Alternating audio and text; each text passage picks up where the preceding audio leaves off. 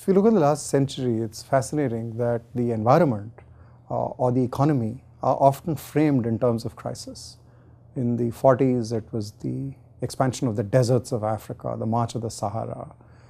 In the 60s, it was the neo-Malthusian scare that population growth would lead to environmental collapse. There's also the view that the global economy is in a tailspin and there's no way to turn it around. If one takes a longer view, I think it's crucial to remember that crises, real or imagined, are not only times of collapse, they're also times for far-reaching measures for reform.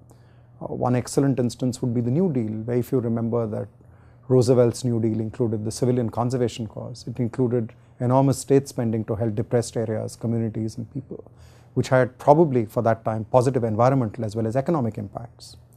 My sense is that if you take a longer view, and one can't help but state, one of the oldest urban civilizations in the world 5,000 years ago was in the valley of the Indus. And there's enough work now to show that the collapse of the two major cities, Harappa and Mohenjo-daro, about 1600 years before the birth of Christ, before the Common Era, was probably because of the shift in river systems or a dry spell.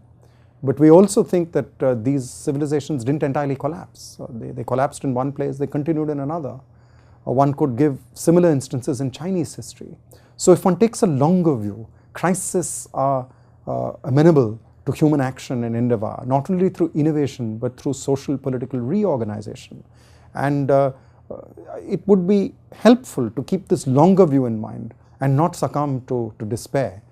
At the same time, not simply say everything will be all right. The nice old Bob Marley song, "Don't worry, be happy." I don't think it's suitable for this day and age. But while worrying and not being happy, we also have to think.